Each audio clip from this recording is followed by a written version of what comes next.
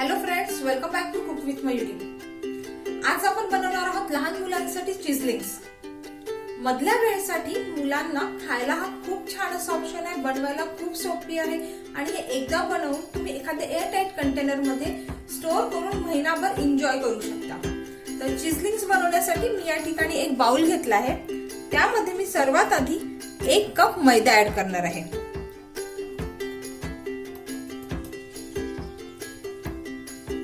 त्यामध्ये 1-2 चमचे बटर,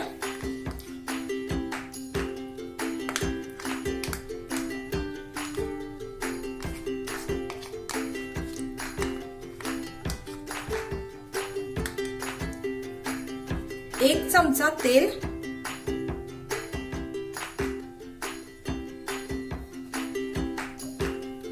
चवीनुसार मीठ,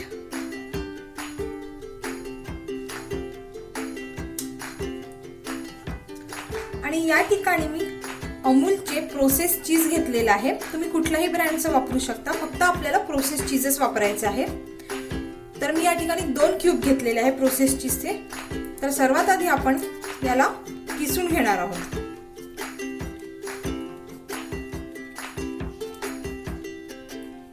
या ठिकाणी मी चीज किसून घेतलेला आहे। आता मी यामध्ये अगदी 1 पिंच खायचा सोडा वापरणार आहे। खूप कमी आपल्याला खायचा सोडा यूज करायचा आहे। आता हे सर्व आपण हाताने मिक्स करून घेऊया।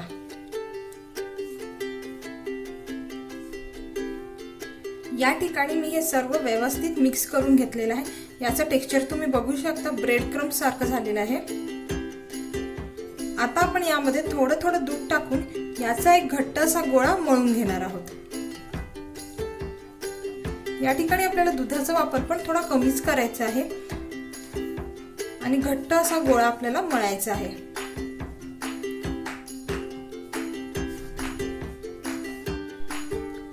या ठिकाणी मी याचा घट्ट असा गोळा मळून घेतलेला आहे आणि हा गोळा मळण्यासाठी मला 1/2 कप पेक्षा पण थोडं कमी या ठिकाणी दुधाचा वापर केलेला आहे। आता आपण हे झाकून एक 10 ते 15 मिनिटं साईडला ठेवून घेणार आहोत, जेणेकरून हे व्यवस्थित असं मुरेल।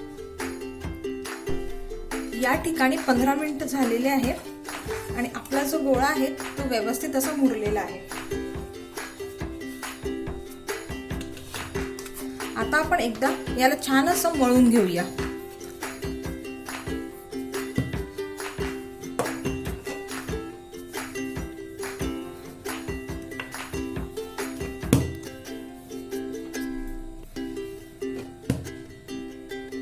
आता आपण याला 3 पार्ट मध्ये डिवाइड करून घेऊया। हे मी 3 पार्ट मध्ये डिवाइड करून घेतलेलं आहे आणि उरलेले जे 2 गोळे आहेत ते आपण झाकून ठेवूया।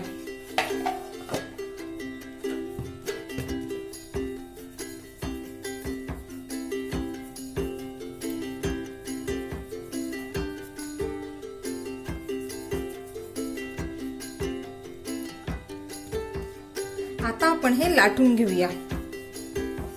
आपल्याला थोडं हे बारीकच लाटायचं आहे, म्हणजे पातळसर असं लाटायचं आहे, खूप जाड नको। आणि लाटताना आपल्याला ना मैदा किंवा कणिक नाही लावायची। जर ते थोडंसं चिपकत असेल तर तुम्ही या ठिकाणी थोडं तेल लावू शकता। मी या ठिकाणी ही मैद्याची पोळी लाटून घेतलेली आहे। तुम्ही याचा थिकनेस बघू शकता, खूप पातळ नाही खूप जाड नाही, पण आपल्याला थोडी अशी पातळसरच लाटायची आहे। आता आपण एखाद्या चाकूच्या साहाय्याने याला स्क्वेअर शेप मध्ये कट करून घेणार आहोत।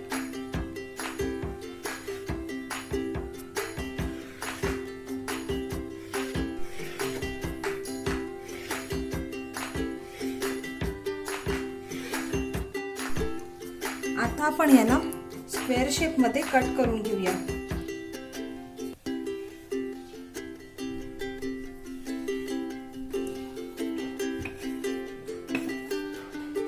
हे कट करून झालेलं आहे। आता आपण याला एखाद्या प्लेट वरती काढून घेऊया।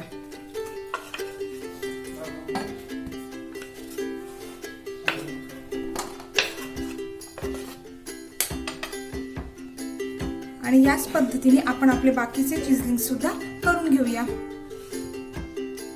या ठिकाणी मी हे सर्व चीजलिंग्स बनवून घेतले आणि याला डीप फ्राय करण्यासाठी मी ऑलरेडी गॅसवरती तेल गरम करायला ठेवलेलं आहे। चीजलिंग्स तळण्यासाठी आपल्याला खूप गरम तेल नको, मीडियम गरम तेल हवं आहे। आपण बघूयात एक टाकून। या ठिकाणी एक टाकल्यानंतर याला बबल्स येतात आहे, याचा अर्थ आपलं हे जे तेल आहे ते व्यवस्थित असं गरम झालेलं आहे, खूप पण गरम नको। आता आपण हे जे चीजलिंग्स आहे ते या तेलामध्ये टाकूया।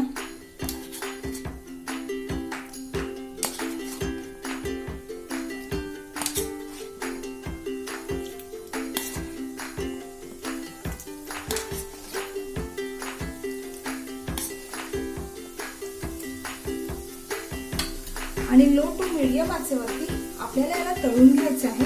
खूप गोल्डन होईपर्यंत आपल्याला नाही तळायचं आहे। थोडे ऑफ व्हाईट कलर आला की आपण याला काढून घेणार आहोत। तुम्ही बघू शकता हे टाकल्याबरोबर लगेच असे वरती येतात आहे, याचाच अर्थ आपले हे जे तेल आहे ते व्यवस्थित असं गरम झालेलं आहे।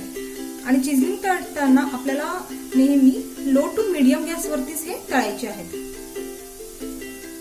व्यवस्थित असे फुगलेले सुद्धा आहेत।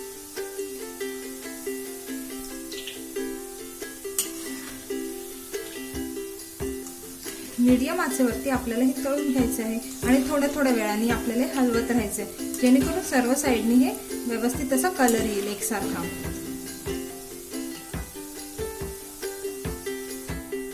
याचा जो कलर आहे तो चेंज झालेला आहे, बघू शकता ऑफ व्हाईट झालेला आहे। आता मी हे एखाद्या टिश्यू पेपर वरती काढून घेते आहे। तुम्हाला हवं असल्यास तुम्ही याला थोडं अजून सुद्धा तळू शकता।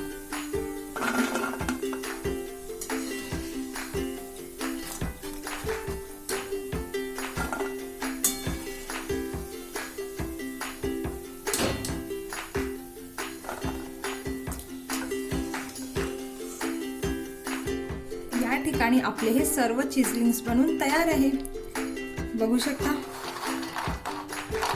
खूप असे क्रिस्पी झालेले आहे। मुलांना तर हे नक्की आवडेल आणि इव्हिनिंगच्या वेळेसला मुलांसाठी परफेक्ट अशी रेसिपी आहे। बनवायला खूप सोपे आहे आणि चवीला खूप छान लागतात, जसे मार्केटमध्ये मिळतात त्याच पद्धतीचे हे चीजलिंग्स लागतात। तर तुम्ही सुद्धा ही रेसिपी घरी नक्की ट्राय करा। रेसिपी आवडली असेल तर व्हिडिओला लाईक करा, शेअर करा आणि माझ्या चॅनलला जर तुम्ही सबस्क्राईब केलं नसेल तर प्लीज सबस्क्राईब करा। परत भेटूया पुन्हा एका नवीन रेसिपी सोबत, तोपर्यंत बाय बाय।